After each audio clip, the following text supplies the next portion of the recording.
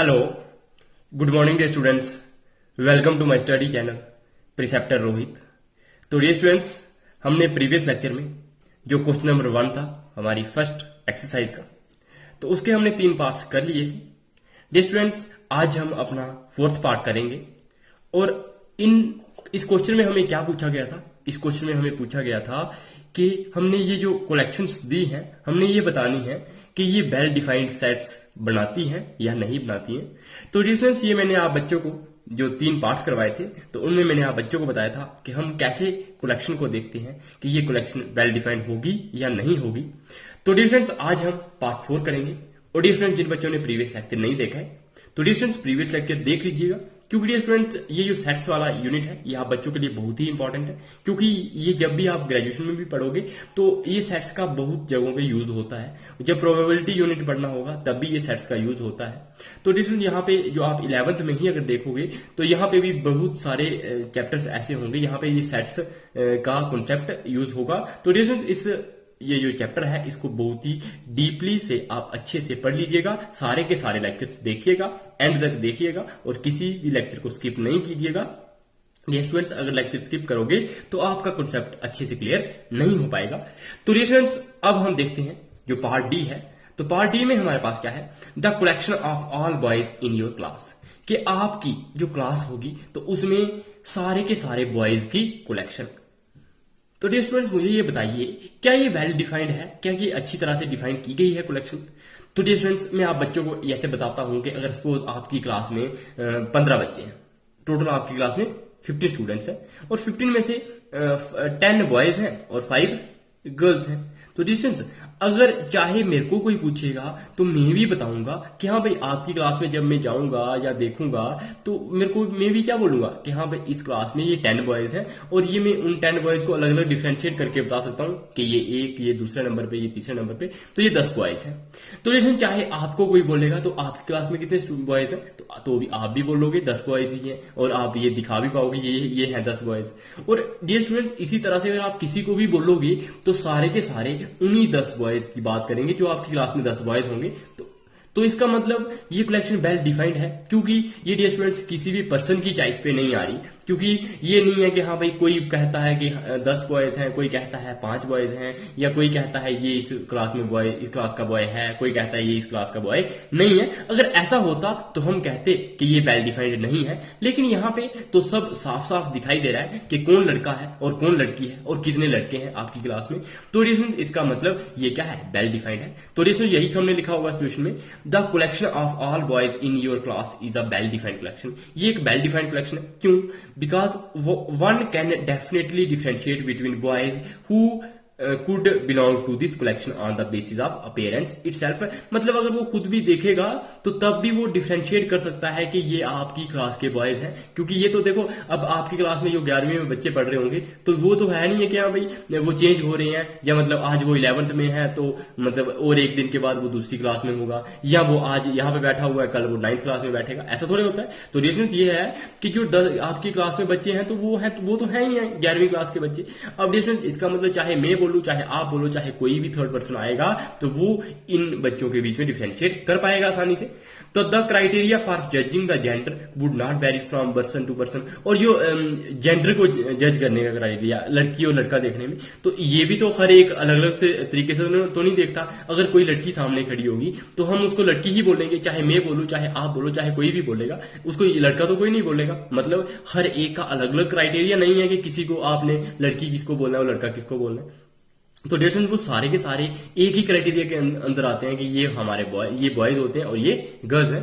तो ये मतलब ये भी जो जजमेंट का जेंडर को जज करने का तरीका है ये भी हमारा पर्सन टू पर्सन वेरी नहीं करता है, मतलब चेंज नहीं होता है। मूवी मतलब हर एक पर्सन, अगर कोई बॉय खड़ा होगा तो चाहे किसी को भी पूछोगे तो हर कोई बोलेगा कि हाँ ये बॉय ही है।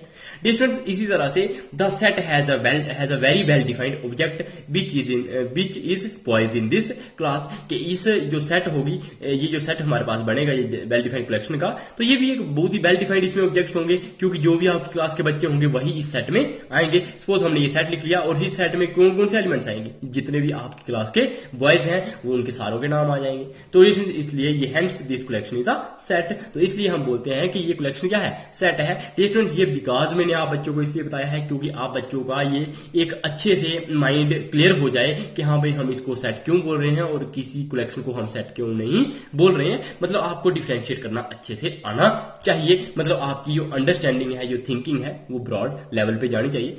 उसके बाद the collection of all natural numbers less than 100, कि हमें कलेक्शन किसकी, नेचुरल नंबर्स की, और वो कहां से, 100 से कम।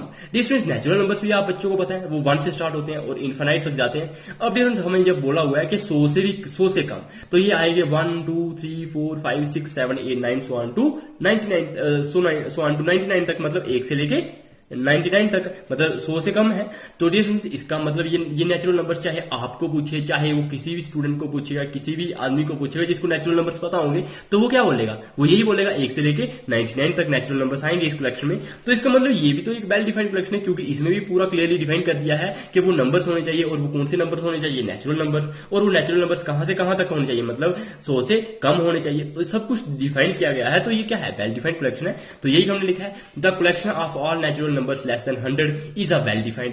मतलब डियर स्टूडेंट्स मैं आप बच्चों को एक बात बता दूं कि वेल डिफाइंड आपने तब सोच लेना कि हाँ ये वेल डिफाइंड है, मतलब चाहे मेरे को पूछा जाए, चाहे आपको पूछा जाए, चाहे किसी को भी पूछा जाए जिसको इस चीज का नॉलेज होगा, तो सारों का आंसर क्या रहना चाहिए, सेम रहना चाहिए। मतलब एक यूनिवर्सल एक्सेप्टेंस होनी चाहिए। ये नहीं है कि मैं कुछ जवाब दे दूं, कोई कुछ जवाब दे, कोई कुछ जवाब दे, तो इसका मतलब वो वेल डिफाइंड नहीं है। मतलब वेल डिफाइंड में मतलब यही आ गया कि उसका आंसर जो भी दे तो वो क्या हो, वो सबका सेम हो। मतलब लेकिन वो आंसर ये नहीं है कि नॉलेजेबल पर्सन ना दे, जिसको पता ही नहीं है नेचुरल नंबर्स क्या होते हैं, तो वो तो ये भी दे सकता है जवाब कि हाँ भाई -1 -4 ये भी आएगा इसमें। तो रिलेशन वो क्या होना चाहिए, नॉलेजेबल पर्सन होना चाहिए, मतलब उसको इस बारे में पता होना चाहिए, और वो अगर जवाब दें तो सारों के जवाब क्या रहने चाहिए, सेम रहने चाहिए। अगर वो सेम रह रहे हैं इट मीन्स वो क्या है, वेल डिफाइंड कलेक्शन है। तो रिलेशन यही हमने देखा कि ये भी एक वेल डिफाइंड कलेक्शन है, because there are specific numbers, क्योंकि यहाँ पे तो खास कुछ इतने से ही नंबर्स हैं जो 1 से लेके 99 तक बीच बिलोंग टू दिस कलेक्शन। यहाँ पे स्पेसिफिक नंबर्स है। स्पेसिफिक मतलब हम जिनको स्पेसिफाई कर सकते हैं 1 2 3 4 5 so on to 99 तक। Such numbers choice does not vary from person to person, के ये जो नंबर्स होंगे इनकी चॉइस भी वेरी नहीं करेगी अलग अलग पर्सन के अकॉर्डिंग। मतलब कोई कुछ कहेगा, कोई कुछ कहेगा, ऐसा नहीं होगा। मतलब जिसको पता होगा नेचुरल नंबर्स क्या होते हैं तो वो यही बताएगा कि 1 से लेकर 99 तक ही आएंगे इस कलेक्शन में। तो रीजन यही लिख लिया है, इसलिए hence this collection is a set, के इसलिए ये कलेक्शन क्या है, सेट है। और इस स्टूडेंट्स इस सेट को हम इस तरह से लिख भी सकते हैं। ये होती है रोस्टर फॉर्म, क्योंकि इसमें सारे के सारे एलिमेंट्स लिखे गए हैं 1 2 3 4 so on to 99। और ये हमारी है सेट बिल्डर फॉर्म, क्योंकि इसमें क्या दिया गया है, इसमें हमने ये लिखा हुआ है इसकी प्रॉपर्टी। ये ब्रेसेस किसके लिए होती है, सेट ऑफ ऑल, फिर x such that x is equal to n, x किसके बराबर होना चाहिए, एन। और ये एन क्या होना चाहिए, एन हमारे पास नेचुरल नंबर से बिलोंग करना चाहिए, और जो एन होगा उसकी वैल्यू 100 से कम भी होनी चाहिए। तो जैसे एक्स अगर एन के बराबर है और एन नेचुरल नंबर से बिलोंग कर रहा है तो 1 भी आएगा, इसमें एक्स 1 के बराबर भी आएगा, 2 के बराबर भी आएगा, 3 के बराबर भी आएगा, और कहां तक आएगा, 99 तक आएगा, क्योंकि उसकी वैल्यू क्या रहेगी, 100 से कम रहेगी। तो रीजन जो एन हमारे पास, यहां पे आप अगर 0 ना भी लिखो तब भी कोई फर्क नहीं पड़ता, अगर आप सिर्फ डायरेक्टली लिख लो कि एन इज लेस देन 100, क्योंकि नेचुरल नंबर्स हमारे 1 से लेके सो ऑन यही स्टार्ट होते हैं, 1 से ही स्टार्ट होते हैं, और इसलिए आप 0 चाहे ना भी लिखोगे तब भी कोई फर्क नहीं है, और लिख लोगे तब भी आपका ठीक रहेगा। तो रीजन इस तरह, या फिर आप इसको ऐसे लिख सकते हो, सिर्फ एन इज लेस देन 100। अब डिस्टेंस उसके बाद क्या है हमारे पास, हमारा 6th पार्ट है a collection of novels written by writer Munshi Premchand, कि हमने नॉवेल्स की कलेक्शन बतानी है जो किसने लिखी है, मुंशी प्रेमचंद ने। डियर स्टूडेंट्स मुंशी प्रेमचंद के द्वारा लिखे गए जो नॉवेल्स हैं उनकी कलेक्शन। अब डियर स्टूडेंट्स यहां पे देखो, जो मुंशी प्रेमचंद है, तो आप बच्चे जानते होंगे मुंशी प्रेमचंद जी जो है वो एक बहुत ही महान लेखक हुए। तो उनके जो नॉवेल्स हैं, अब डिस्टेंट उनके जो नॉवेल्स होंगे, उनकी जो बुक्स होंगी जो उन्होंने लिखी हुई है नॉवेल्स, डिस्टेंट उनके नाम अलग अलग दिए हुए होंगे।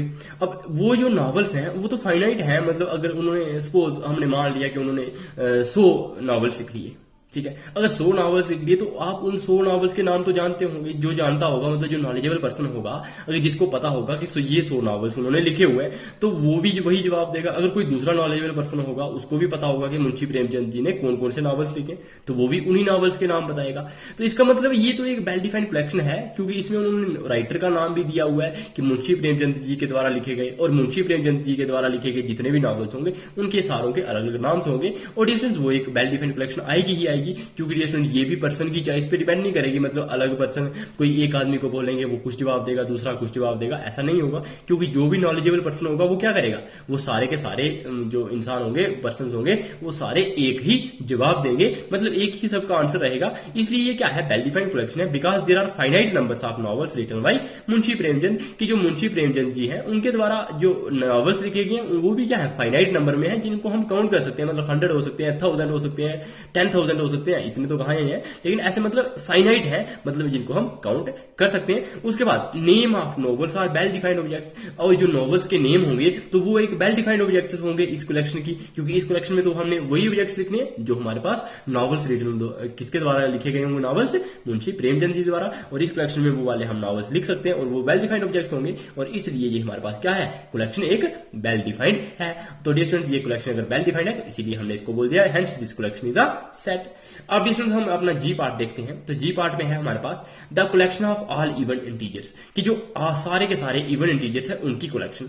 तो डियर स्टूडेंट्स मुझे बताइएगा कि जो इवन इंटीजर्स, अब आप बच्चों को इंटीजर्स का भी पता होना चाहिए, उसके बाद आपको इवन नंबर्स का भी पता होना चाहिए। अब डियर स्टूडेंट्स जब इवन का भी पता है, इंटीजर्स का भी पता है, तो मुझे बताइएगा क्या ये कलेक्शन हमारे पास सेट होगी या नहीं होगी। तो डियर स्टूडेंट्स ये कलेक्शन सेट होगी ही होगी, क्योंकि डियर स्टूडेंट्स आप बच्चों को इंटीजर्स तो आते हैं, जो हमारे पास यहाँ पे अगर 0 होगा, 0 से हमारे पास नेगेटिव नंबर्स इस तरफ, पॉजिटिव नंबर्स इस तरफ। जो पॉजिटिव वाले इंटीजर्स होते हैं, नेगेटिव वाले इंटीजर्स होते हैं, और जो 0 होता है, तो ये सारे के सारे क्या बनाते हैं, इंटीजर्स बनाते हैं। और साथ में इवन नंबर्स कौन से होते हैं, जो 2 से डिवाइड होंगे। तो इसका मतलब यहाँ पे अगर नेगेटिव वाले देखो तो वो -6 आ सकता है, -4 आ सकता है, -2 आ सकता है, 0 आ सकता है। फिर अगर राइट हैंड साइड देखो 2 आ सकता है, 4 आ सकता है, 6 आ सकता है, 8 आ सकता है। ये इंटीजर्स भी है, क्योंकि ये इंटीजर्स में आते हैं। इंटीजर्स से मतलब ऐसे नंबर्स, कौन से नंबर हो गए इंटीजर्स, जिन मतलब ऐसे नंबर जैसे जिनको हम इस तरह से लिख सकते हैं, 2 हो गया, 4 हो गया, 6 हो गया, 8 हो गया, या 1 2 3 4 5 6 7 8, सारे के सारे नंबर्स ये क्या होते हैं, इंटीजर्स होते हैं। और इंटीजर्स में हमारे पास नेगेटिव नंबर्स आते हैं, पॉजिटिव नंबर्स आते हैं, और साथ में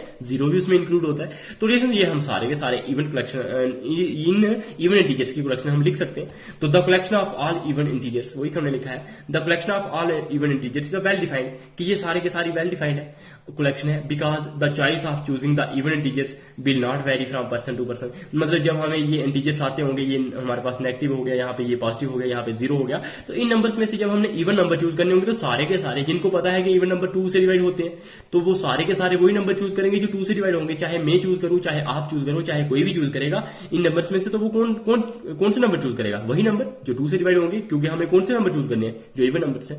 तो इसका मतलब ये वेरी नहीं करेगा अलग अलग पर्सन के अकॉर्डिंग के, मतलब कोई दूसरा कहेगा कि हाँ भाई इसमें ये वाला एलिमेंट आएगा या नहीं आएगा, तो इसका मतलब इसमें कोई भी डाउटफुल नहीं है, ये हमारे पास क्या है, वेल डिफाइंड है। तो इसलिए हमने लिखा है hence this collection is a set, इसलिए ये कलेक्शन क्या है, सेट है।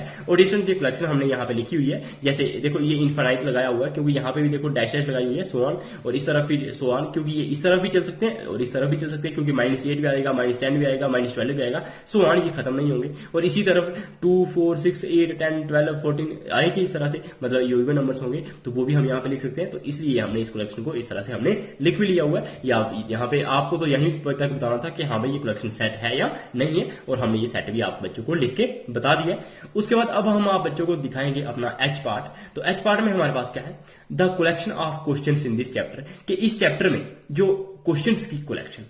अब इस चैप्टर में जो क्वेश्चंस की कलेक्शन होगी तो हमने उसके बारे में बात करनी है कि हाँ भाई हमने जो आप ये वाला चैप्टर पढ़ रहे हैं, ये सेट्स, तो स्टूडेंट्स इसमें जो भी क्वेश्चंस होंगे, क्या अगर मेरे को पूछेंगे तो मैं बताऊंगा कि हाँ भाई इसमें अगर सपोज हमने मान लिया इस पूरे चैप्टर में 50 क्वेश्चंस हैं, मान लिया हमने इस पूरे चैप्टर में क्या है 50 क्वेश्चन है, तो हम मेरे पास भी बुक पड़ी होगी, आपके पास बुक पड़ी होगी, जिस पर्सन को भी पूछेंगे मतलब जो क्लास में 11th में पढ़ता होगा और वो इस चैप्टर को देखेगा, या मतलब कोई भी आदमी जिसको हम ये बुक दिखाएंगे और ये चैप्टर दिखाएंगे, तो हर कोई यही बोलेगा अगर इसमें 50 जो क्वेश्चन होंगे इस चैप्टर में, तो सारे के सारे क्या बोलेंगे, यही 50 क्वेश्चन है। और वो अलग अलग करके दिखा भी सकते हैं कि ये क्वेश्चन है, ये क्वेश्चन है, ये क्वेश्चन है।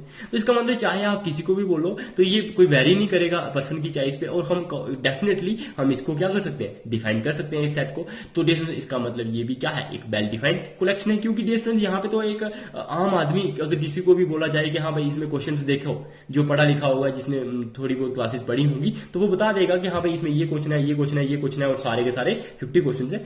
तो डियर स्टूडेंट इस तरह से ये भी सेट हमारे पास क्या होगा, वेल डिफाइंड कलेक्शन होगी। तो डियर स्टूडेंट ये हमारे पास the collection of questions in this chapter is a well defined, कि इस जो चैप्टर में जो क्वेश्चन होंगे वो सारे के सारे वेल डिफाइंड होंगे, वेल डिफाइंड कलेक्शन होगी। Because one can definitely identify the question that would belong to this collection. क्योंकि कोई भी अगर किसी को भी आप पूछोगे जो बड़ा, जिसने कुछ क्लासेस पढ़ी होंगी, तो वो डेफिनेटली क्या करेगा, एक इस क्वेश्चन को आइडेंटिफाई कर पाएगा इस कलेक्शन के लिए, और and could easily number them, और उनको वो नंबर भी दे सकता है, ये पहला क्वेश्चन है, ये दूसरा क्वेश्चन है, ये तीसरा क्वेश्चन है। अगर 50 होंगे तो वो 50 तक उनको नंबर भी दे सकता है। तो इसलिए hence this collection is a set, क्योंकि इसलिए ये कलेक्शन भी क्या होगी, हमारी सेट होगी। तो डियर स्टूडेंट्स अब हम करते हैं अपना पार्ट जो 9th है।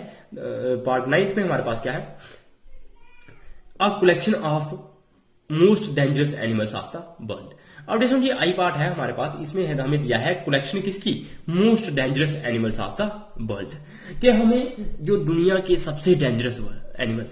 स्टूडेंट मुझे ये बताइएगा कि हम कैसे बोल सकते हैं कि ये बहुत ही डेंजरस है, अगर हमने अभी तक सपोज आप बच्चों ने कुछ भी नहीं सोचा है, कि आपको नहीं पता है कि डायनासोर्स यहाँ पे होते थे, तो अब आप बच्चों को कोई बोल दे आप कि आपने सपोज आपने लॉयन भी नहीं देखा है, आपने सिर्फ टाइगर आपको पता है, मतलब आप यहाँ पे रहते हो तो आपको सिर्फ टाइगर पता है। जब तक आपने सिर्फ टाइगर के बारे में सुना है तो आपको तो यही लगेगा कि टाइगर ही सबसे डेंजरस एनिमल है इस दुनिया में। अगर कहीं जहां पे मतलब अगर गुजरात में जाओ जहां पे मतलब ये हमारे पास बहुत ही सारे वो होते हैं, शेर होते हैं वहां पे, तो लाइन्स, तो जैसे अगर वहां पे आप बात करो तो उनको वो शेरों को देखते होंगे, पहचानते होंगे, तो वो कहेंगे नहीं यार शेर ही बहुत ही एक डेंजरस एनिमल है। और यहाँ पे अगर आप कहीं और चले जाओ किसी कॉन्टिनेंट में या कहीं हमारे पास और किसी कंट्री में चले जाओ, तो जैसे वहां पे तो अलग अलग एनिमल्स होंगे और वो एनिमल्स उनको और लगेंगे कि ये बहुत ही हमारे पास डेंजरस एनिमल्स है। तो डिफरेंस इसका मतलब उनकी चॉइस अलग है, हमारी चॉइस अलग है। अगर हम किसी तीसरे आदमी को पूछेंगे वो शायद किसी और को बोले कि हाँ भाई ये बहुत ही खतरनाक एनिमल है। तो इसका मतलब आप बच्चे ये समझ पा रहे होंगे कि मोस्ट डेंजरस लिखा हुआ है एनिमल्स, लेकिन ये दुनिया के लिखे हुए हैं। अब हर कोई तो ये नहीं पता है कि हाँ भाई हमने उसको देखा है कि वो बहुत खतरनाक है, हमको लगेगा शायद भाई हमने लाइन से नहीं, चीता खतरनाक होता है, कोई कहेगा नहीं जो लाइन होता है वो बड़ा खतरनाक होता है चीता से। तो जैसे इसका मतलब ये जरूरी नहीं है कि ये हम जो कलेक्शन में, इस कलेक्शन में जो सेट्स, इस कलेक्शन में जब हम कोई ऑब्जेक्ट्स लिखेंगे तो वो वेल डिफाइंड हो, क्योंकि कोई कुछ आंसर देगा, कोई कुछ आंसर देगा, तो इसका मतलब ये वेल डिफाइंड कलेक्शन नहीं है। तो वही लिखा है a collection of most dangerous of the world is not a very clearly defined, कि ये बहुत ही कोई खास तरीके से क्लियरली डिफाइंड नहीं है। तो जैसे इसलिए हमारे पास क्लियरली डिफाइंड कलेक्शन नहीं है, तो ये हमारे पास सेट नहीं होगा एज द, उसके बाद मैं आप बच्चों को दिखाता हूं आगे। तो वही हमने लिखा है a very clearly defined set as the ranking of the animals keep on altering, क्योंकि ये जो रैंकिंग होगी एनिमल्स की कौन सा मोस्ट डेंजरस है वो चेंज होती रहेगी। एंड देयर रैंकिंग में vary from countries to countries, और उनकी रैंकिंग भी कंट्रीज टू कंट्रीज क्या होगी, चेंज होगी। मतलब अलग कंट्रीज में किसी को हम बहुत ही डेंजरस मानेंगे, दूसरी कंट्री में हम किसी और को डेंजरस मानेंगे। तो रीजन यही, इसलिए हमारे पास क्लियरली डिफाइंड नहीं है। The objects of the collection are not well defined, hence this collection is not a set, की जो कलेक्शन होगी ये वेल डिफाइंड नहीं है, इसलिए हम इस कलेक्शन को सेट नहीं बोलते। तो इस तरह से ये हमारी कलेक्शन क्या होगी, सेट होगी, सेट नहीं होगी, क्योंकि ये भी एक वेल डिफाइंड कलेक्शन नहीं है। अब स्टूडेंट्स इस तरह से आप बच्चों को आई होप कि ये जो सेट्स के बारे में पता चल गया होगा कि हम किस कलेक्शन को सेट बोलेंगे और किस कलेक्शन को सेट नहीं बोलेंगे। मतलब जो क्लियरली डिफाइंड होगा, जो वेल डिफाइंड होगा उसको हम कलेक्शन, उस कलेक्शन को हम सेट बोलेंगे, और जो वेल डिफाइंड नहीं होगा उसको हम सेट नहीं बोलेंगे। अब आप बच्चे डिफरेंशिएट भी बहुत ही अच्छे से कर सकते होंगे कि कौन सी कलेक्शन वेल डिफाइंड है और कौन सी कलेक्शन वेल डिफाइंड नहीं है। तो डिस्टेंस इसके लिए आपने एक सिंपल सी आइडियोलॉजी यही बनानी है कि अगर हमारे पास किसी भी हम नॉलेजेबल पर्सन को बोलें उस कलेक्शन के बारे में, तो सबका आंसर अगर सेम रहे तो हम वही कहेंगे कि वो एक वेल डिफाइंड है, वो यूनिवर्सल एक्सेप्टेंस है। लेकिन अगर वो सबका आंसर सेम ना रहे तो हम कहेंगे ये कलेक्शन क्या है, वेल डिफाइंड नहीं है। अब ये स्टूडेंट्स हम करते हैं अपना क्वेश्चन नंबर 2। तो क्वेश्चन नंबर 2 में हमारे पास क्या है, लेट ए, कि ये हमें सेट दिया गया है ए, इंसर्ट द एप्रोप्रिएट सिंबल। और ये सिंबल आप बच्चों को मैंने प्रीवियस लेक्चर्स में बताया था, ये किसके लिए होता है, एप्सिलॉन। क्या बोलते हैं, एप्सिलॉन। और इसका मतलब क्या होता है, बिलोंग्स टू। क्या मतलब होता है, बिलोंग्स टू। इसको हम इस तरह से लिखते हैं, बिलोंग्स टू। और ये होता है हमारे पास, ये एप्सिलॉन के ऊपर हमने ये स्लैश लगाई है, तो ये क्या हो गया, नॉट बिलोंग्स टू। क्या हो गया, नॉट बिलोंग्स टू। और ये हमारे पास हो गया belongs to in the blank spaces. मतलब ये हमारे पास जो ब्लैंक स्पेसिस होंगे हमारे पार्ट्स में, तो इनमें हमने एप्सिलॉन या फिर ये हमारे पास ये बिलोंग्स टू या फिर नॉट बिलोंग्स टू हमने पुट करना है। तो डियर स्टूडेंट्स हम ये कैसे पुट करेंगे, आप बच्चों को यहाँ पे दिखाया जाएगा। तो डियर स्टूडेंट्स बिलोंग्स टू का क्या मतलब होता है कि कोई चीज इस सेट में बिलोंग करती होगी तो हम कहेंगे वो एप्सिलॉन लगा देंगे, अगर नहीं करती होगी तो हम एप्सिलॉन के ऊपर स्लैश लगा देंगे। मतलब दिस जो भी हम ऑब्जेक्ट या एलिमेंट की बात कर रहे होंगे तो हम कहेंगे कि this does not belongs to this. तो इस तरह से हम यहाँ पे देखेंगे अपना फर्स्ट पार्ट। तो यहाँ पे देखिए आप बच्चे, यहाँ पे यहीं से मैं दिखा देता हूँ सोल्यूशन के बिना ही। यहाँ पे है F5 और यहाँ पे है ए हमारे पास क्या है, सेट है, ये हमें दिया गया है। तो मुझे बताइएगा जो 5 है वो इस सेट में है, इस सेट में है, तो इसका मतलब हम क्या लगा देंगे कि 5 बिलोंग्स टू। 5 बिलोंग्स टू, तो बिलोंग्स टू का मतलब होता है एप्सिलॉन लगाना, तो 5 बिलोंग्स टू ए, ये हम पढ़ेंगे इसको। फिर उसके बाद यहाँ पे 8 लिखा है, तो मुझे बताइए यहाँ पे 8 है क्या, नहीं है, तो इसका मतलब हम यहाँ पे लिखेंगे 8 डज नॉट बिलोंग्स टू ए। उसके बाद 0 की बात करते हैं, तो मुझे बताइए इस सेट में 0 है, जो ए लिखा है ना यहाँ पे, तो क्या 0 ए में है, नहीं है, तो इसका मतलब हम लिखेंगे 0 डज नॉट बिलोंग टू ए। उसके बाद जो 4 है, तो 4 इस सेट में है यहाँ पे, इस सेट में, ए सेट में, तो हम कहेंगे 4 बिलोंग्स टू ए। उसके बाद 2 ए और साथ में लिखा है ए, तो क्या 2 यहाँ पे इस सेट में है या नहीं है, तो हम लिखेंगे 2 बिलोंग्स टू ए। उसके बाद जो हमारे पास 6th पार्ट है 10, तो डियर स्टूडेंट्स यहाँ पे मुझे बताइए जो 10 इस ए सेट में है, 10 इससे ए सेट में नहीं है, तो हम लिखेंगे 10 डज नॉट बिलोंग टू ए। तो डियर स्टूडेंट्स इस तरह से हमने ये सारी की सारी वैल्यूज पुट कर दी, जो एप्सिलॉन और नॉट एप्सिलॉन हमने पुट कर दिया। तो डियर स्टूडेंट्स अब यहाँ पे देखिएगा कि 5 बिलोंग्स टू ए, ये हम पढ़ते हैं इसको, क्योंकि जो 5 है वो इस सेट में है। उसके बाद 8 इस सेट में नहीं है, तो इसलिए हमने लिखा है 8, जो एप्सिलॉन के ऊपर स्लैश लगा दिए, मतलब वो इस सेट में बिलोंग नहीं करता है, क्योंकि 8 इस सेट में नहीं है। 0 भी इस सेट में नहीं था, तो इसलिए हमने यहाँ पे ये लगा दिया है। उसके बाद 4 इस सेट में था, तो हमने एप्सिलॉन लगा दिया है, मतलब इसको नॉट एप्सिलॉन बोलेंगे। तो सिंस जो 10 is not in this set, के जो 10 है वो इस सेट में नहीं है, तो एप्सिलॉन के ऊपर हमने स्लैश लगा दी, मतलब 10 इस सेट में बिलोंग नहीं करता है। तो डिस्टेंस अब हम देखेंगे question number 3, write the following sets in the roster form, कि ये जो हमें सेट्स दिए गए होंगे इनको हम रोस्टर फॉर्म में लिखेंगे। तो डिस्टेंस जो हमारे पास फर्स्ट पार्ट है, तो फर्स्ट पार्ट में क्या है, जो ए सेट हमें क्या दिया है, set of all x such that x is an integer and x is greater than और equal to 3 and less than 7। तो जैसे ये साइन तो आप बच्चों को पता होंगे, ये होता है लेस देन का साइन और ये होता है लेस देन, और ये जो साइन नीचे लगाया हमें इसको हम बोलते हैं इक्वल टू। तो ये हमारे पास क्या होगा, सॉरी ये लेस देन का साइन था और ये ग्रेटर देन का था x के लिए, और 3 के लिए ये लेस देन का है। तो जैसे इस तरह से ये हमने लिखा है x ग्रेटर देन और इक्वल टू -3 और लेस देन 7, मतलब x की वैल्यू -3 से बड़ी और 7 से छोटी। तो और साथ में x क्या होना चाहिए, इंटीजर होना चाहिए। और आप बच्चों को ये पढ़ना भी सिखाया था मैंने, अगर सेट बिल्डर फॉर्म में हो तो ये ब्रेसिस हम किसके लिए पढ़ते हैं, सेट ऑफ ऑल। उसके बाद हम पढ़ते हैं x, और उसके बाद ये कोलन होता है किसके लिए, सच दैट के लिए, set of all x such that x is an integer and x is greater than और equal to -3 and less than 7। तो डिस्टेंस अब हम देखेंगे कि ये जो हमारे पास सेट है तो इसमें हमारे पास एलिमेंट्स क्या होंगे।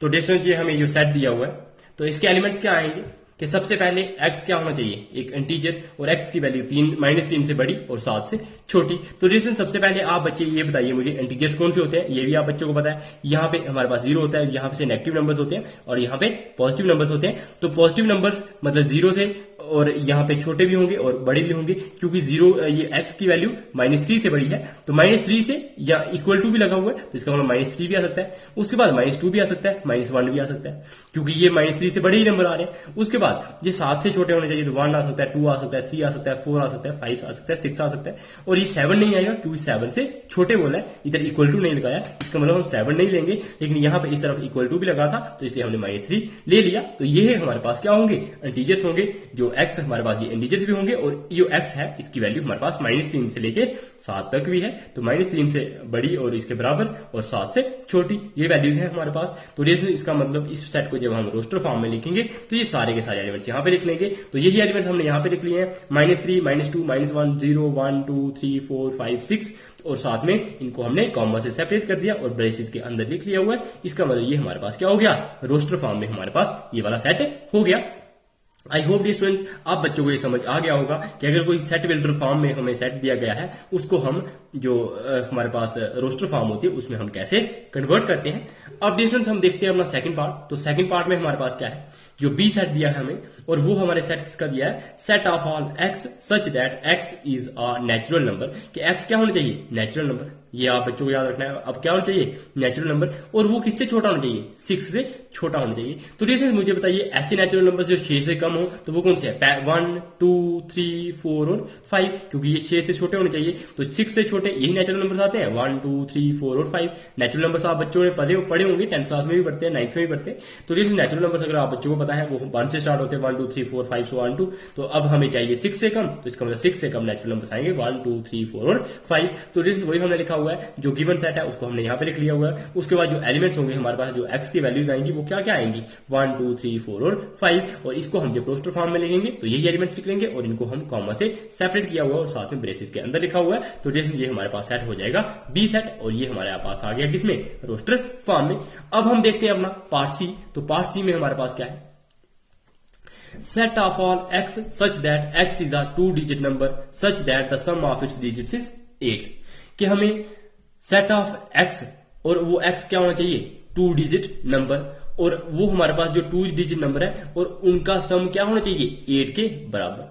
तो मुझे बताइए डियर स्टूडेंट, सबसे पहले आप बच्चों को पता होना चाहिए 2 डिजिट नेचुरल नंबर्स कौन से हैं। तो dear student 2 digit natural numbers होते हैं जैसे 10 से स्टार्ट होते हैं क्योंकि इसमें 2 डिजिट्स आ रहे हैं, और कहां तक जाते हैं, 99 तक। ये पढ़ते हो आप 4th 5th में, छोटी क्लास में पढ़ते हो ना मैथ्स में, कि हाँ भाई 2 डिजिट नंबर्स कौन से हो गए, तो वो नंबर्स जो 10 से स्टार्ट होते हैं और कहां तक, 99 तक आते हैं, क्योंकि इसके आगे वाला नंबर क्या हो जाएगा, 100, और वो 3 डिजिट में आ जाएगा, इसलिए ये नहीं आएगा। और इससे पीछे जो नंबर होगा 9 और वो 1 डिजिट में होगा, और हमें 2 डिजिट नंबर कौन से हो गए, 10 से लेके 99 तक। अब जैसे 10 से लेके 99 तक नंबर तो ठीक है 2 डिजिट नेचुरल नंबर्स, लेकिन उनका सम क्या होना चाहिए, उनके सम ऑफ डिजिट्स, मतलब ऐसा नंबर लेना है जिसके डिजिट्स का सम क्या हो, 8 हो। तो जब मुझे बताइए जैसे 1 और 10 है, 1, 0, 10, ये हमारे पास 10 है, तो इन दोनों को ऐड करोगे डिजिट्स को, 1 + 0 क्या होता है, 1। इट मीन ये तो सम 1 आ रहा है, लेकिन हमें वो नंबर चाहिए जिनका सम क्या है, 8 हो। तो जैसे सबसे पहले मुझे बताइए क्या हम 8 के साथ 0 और 8 लिख सकते हैं।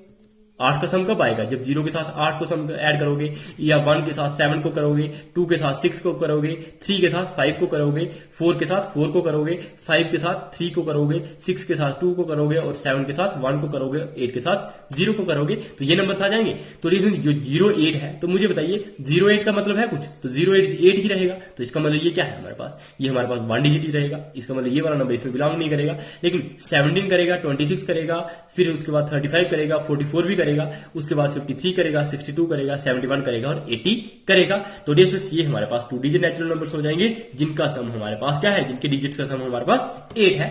अब डियर स्टूडेंट्स ये हमने लिखा है सेट जो सी दिया था, set of all x such that x is a 2 digit natural number such that the sum of its digits is 8।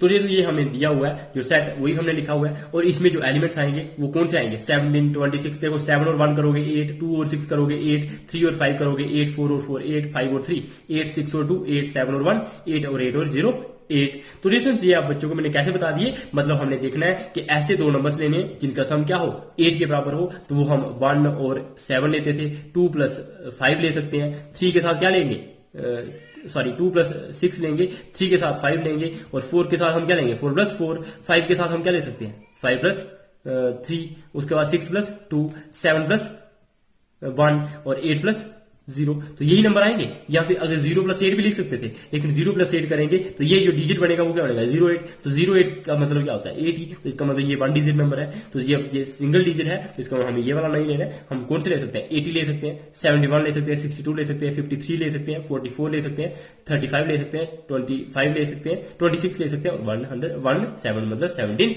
ले सकते हैं। तो डियर स्टूडेंट्स ये हमने यहाँ पे नंबर लिख लिए हुए हैं। आई होप डियर स्टूडेंट्स आप बच्चों को समझ आ गया होगा, मतलब हमने वो डिजिट्स लिखने थे 2 डिजिट नंबर्स जिनके डिजिट्स का सम मतलब इसका और इसका सम क्या होना चाहिए 8 आना चाहिए। 1 और 7 का सम 8 है, 2 और 6 का 8 है। तो हमने स्टार्टिंग से ही देख लिया 0 से लेके 8 तक नंबर और उनमें हम क्या क्या ऐड करेंगे तो हमारे पास 8 आएगा। क्योंकि डिस्टेंस 8 से बड़ा नंबर लोगे और ऐड करोगे उनके साथ तब तो आपके पास 8 आ नहीं सकता। तो इस तरह से हमने ये वाले नंबर्स लिख लिए। अब हमें इनको रोस्टर फॉर्म में लिखेंगे तो सीधा करके लिख लीजिएगा। तो रोस्टर फॉर्म में हमने लिख लिया 17, 26, 35, 44, 53, 62, 71 और 80 और इनको कॉमा से सेपरेट कर दिया और साथ में ब्रैकेट्स में लिख लिया।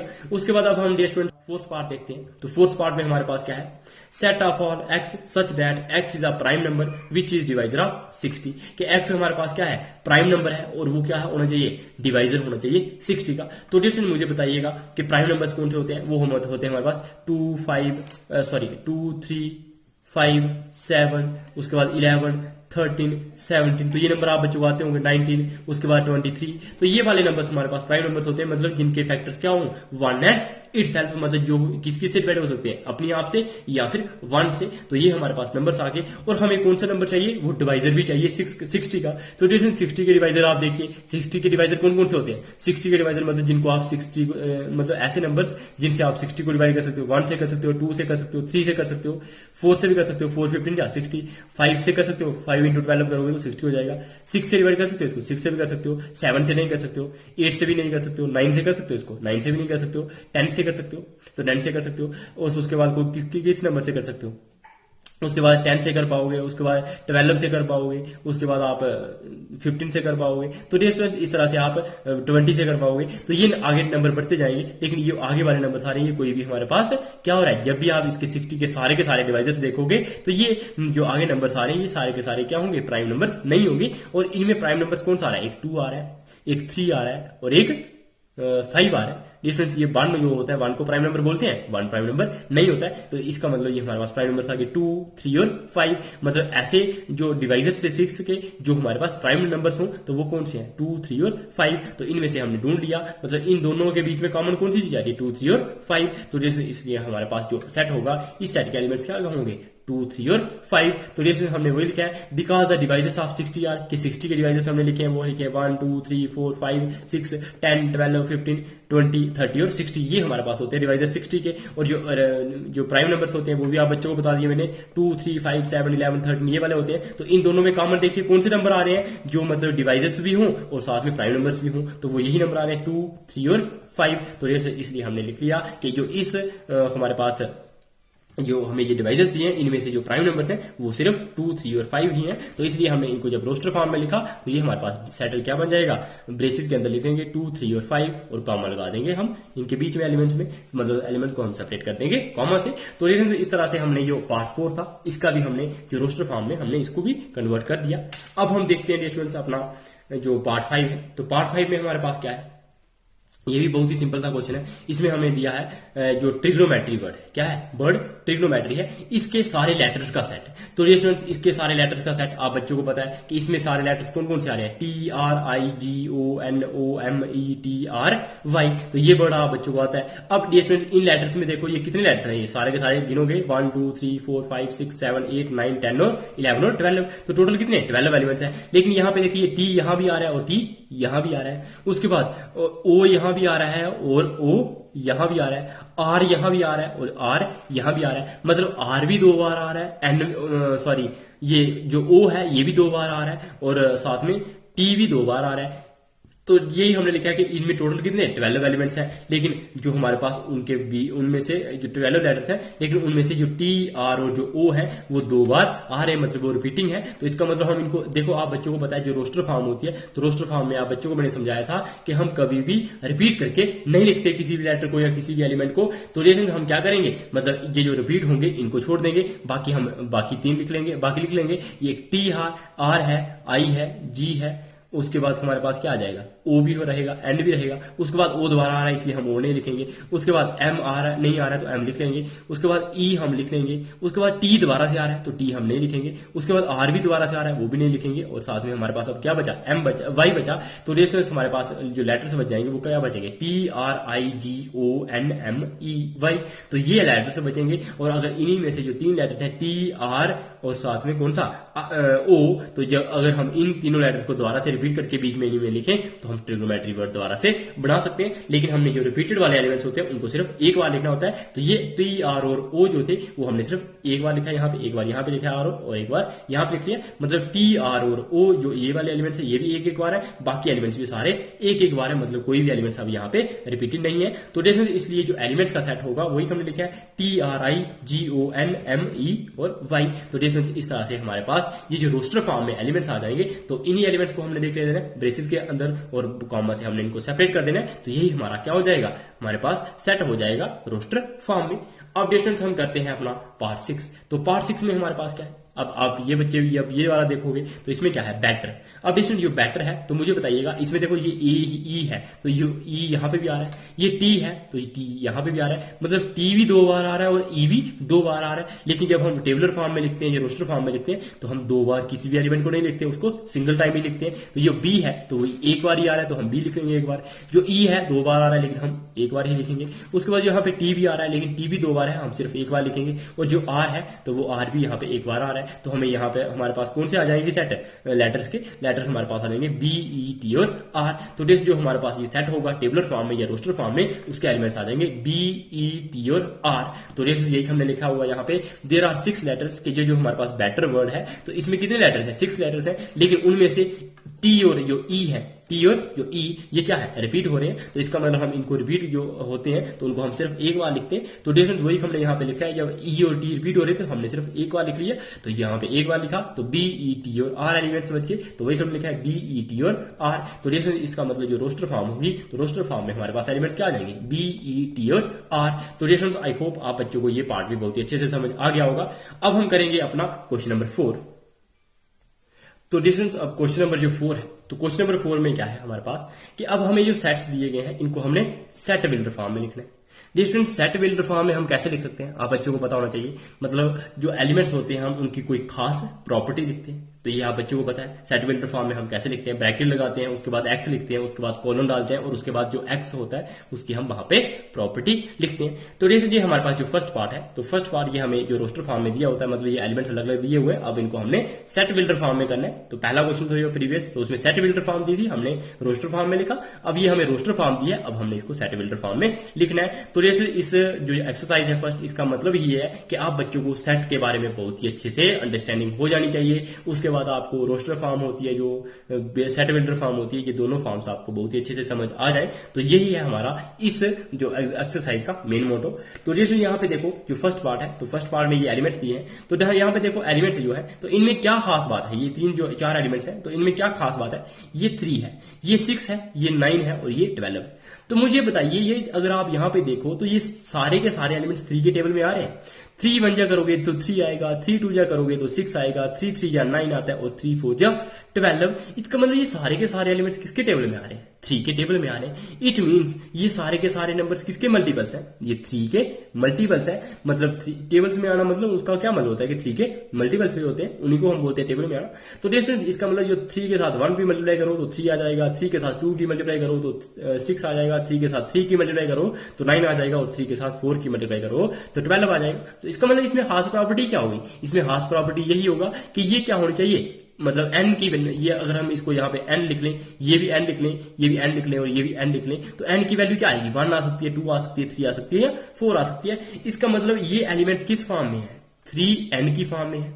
ये देखो 3 है ना, यहाँ पे 3 हो गया, 3 के साथ n को मल्टीप्लाई करोगे तो 3n आएगा। और जो n की वैल्यू क्या आ रही है, 1 2 3 और 4, तो हम यहाँ पे लिख सकते हैं कि जो 3n की फॉर्म में है और n की वैल्यू हम यहाँ पे लिख लेंगे n इज 1 2 3 और 4, या फिर हम लिख लेंगे जो n की वैल्यू है वो किससे बड़ी है, वो हमारे पास less than or equal to 4 and greater than or equal to 1। तो हम यहां लिख लेते हैं कि n की वैल्यू 1 या 1 से बड़ी है और 1 से 4 या 4 से छोटी है। तो यहाँ ये लिख लेंगे, या हम डायरेक्टली 4 की n की वैल्यू लिख लेते हैं 1 2 3 और 4, तो हम ऐसे लिख सकते हैं। तो इसका मतलब यही हमने यहाँ पे लिखा होगा। अगर हम इसको सेट बिल्डर फॉर्म में लिखें तो आप बच्चों को पता है सेट बिल्डर फॉर्म में सबसे पहले हम ब्रेसेस के लिए स्टार्ट करते हैं यहाँ पे। तो जैसे हम ब्रेसेस लगाएंगे, उसके बाद x लिखते हैं, फिर हम कोलन डालते हैं। इसका मतलब होता है x सच दैट जो x इज इक्वल टू, अब जिसकी प्रॉपर्टी क्या थी, x किस फॉर्म में है, 3n की फॉर्म में है, और जो n वो हमारे पास कहां पे आ रहा है, n हमारे पास जो सॉरी नेचुरल नंबर्स है उसमें देखो n तो नंबर कोई भी आ सकता है, लेकिन यहाँ पे n हमारा कहां से आ रहा है, नेचुरल नंबर में से आ रहा है। और वो नेचुरल नंबर्स कौन से होंगे, 1 2 3 4। और यहाँ तो आप इसको पूरे को अगर इसको खत्म कर देना तो आप यहाँ पे लिख सकते थे कॉमन डाल के n इक्वल टू 1 2 3 और 4। तो आप ऐसे भी लिख सकते थे इस सेट को। तो जैसे अगर आपने यहाँ पे लिखा है तो ये भी बहुत बढ़िया है। तो where n is belongs to n, मतलब जो n होगा वो नेचुरल नंबर्स में से बिलोंग करेगा और n की वैल्यू 1 से बड़ी और 1 या 1 से बड़ी और 4 या 4 से छोटी होगी। तो जैसे इस तरह से हमने वो लिख लिया है। और यहाँ डायरेक्टली आप यहाँ पे लिख लेते ऐसे ही करके, यहाँ पे x is equal to 3n और कामा डाल देते n इज इक्वल टू 1 2 3 और 4। तो ये भी आपका सेट बिल्डर फॉर्म में आ जाता। मतलब जो x है, सॉरी यहाँ पे x भी लिखना था, x such that x is equal to 3n and n is equal to 1 2 3 और 4। तो इस तरह से हमने जो पार्ट फर्स्ट को सेट बिल्डर फॉर्म में लिख लिया। तो अब हम देखते हैं अपना पार्ट सेकंड। तो पार्ट सेकंड में हमारे पास क्या है, 2 4 8 16 और 32। तो जिससे मुझे बताइएगा इन सारे एलिमेंट्स में भी अब कौन सी खास प्रॉपर्टी आप बच्चों को दिख रही है। ये 2 है, ये 4 है, ये 8 है, ये 16 है और ये 32 है। तो मुझे बताइएगा डियर स्टूडेंट्स, अगर आप फर्स्ट एलिमेंट को देखो वो 2 है, क्या है वो 2 है। सेकंड एलिमेंट है, अगर वो 2 इंटू 2 करें तो क्या आ जाता है 4। उसके बाद जो थर्ड एलिमेंट है 2 को अगर 3 बार मल्टीप्लाई करो 2 इंटू 2 इंटू 2 तो क्या आएगा 8। सिमिलरली अगर 2 को 4 बार करोगे तो 16 आ जाएगा और 2 को मल्टीप्लाई करोगे 5 बार तो वो क्या आ जाएगा 32। तो इसका मतलब जो 2 है यहाँ पे 2 की पावर 1 रहेगी। ये 2 इंटू 2 करना होगा, इसका मतलब होता है 2 की पावर 2। ये आ जाएगी 2 की पावर 3, उसके बाद 2 की पावर 4 और 2 की पावर 5। तो जैसे वही हमने लिखे हैं, ये जो एलिमेंट्स हैं इनको हम किस फॉर्म में लिख सकते हैं, 2 की पावर 1 2 की पावर 2 2 की पावर 3 2 की पावर 4 और 2 की पावर 5। तो जैसे इस तरह से हमारे पास ये एलिमेंट्स किस फॉर्म में आ गए, 2 की पावर्स की फॉर्म में आ गए। तो जैसे जो अब पावर्स हैं, देखो ये सारे के सारे एलिमेंट्स को अगर हम जनरल में लिखें तो कैसे लिख सकते हैं, 2 की पावर n। और जो n है तो मुझे बताओ n की वैल्यू क्या आ रही है, n की वैल्यू आ रही है 1 2 3 4 और 5। तो आप लिख लोगे n इज इक्वल टू 1 2 3 4 और 5। या फिर आप लिख लोगे कि n नेचुरल नंबर में बिलोंग करेगा और कहां से कहां तक, 1 से लेके 5 तक बिलोंग करेगा। तो ऐसे लिख लोगे आप, या ये प्रॉपर्टी लिख लोगे या आप डायरेक्टली n के वैल्यूज लिख लोगे। तो ये आप सेट बिल्डर फॉर्म में इस तरह से लिख सकते हो। तो जैसे वही हमने लिखा हुआ है, therefore in the set builder form जो ब्रेसेस लगाएंगे साथ में x, फिर उसके बाद कोलन, मतलब x such that x is equal to 2 की पावर n, कि मतलब x जो होगा वो 2 की पावर n की फॉर्म में होगा। और n कहां से बिलोंग करेगा, नेचुरल नंबर में से, और n की वैल्यू 1 से लेके 5 तक आएगी। तो ये हमने लिख लिया इसको सेट बिल्डर फॉर्म में। तो डियर फ्रेंड्स, इस तरह से हमारा सेकंड पार्ट भी कंप्लीट हो गया। तो अब हम देख लेते हैं अपना एक पार्ट है पार्ट 3, और उसके बाद हम ये पार्ट 4 देखेंगे और पार्ट 5 देखेंगे।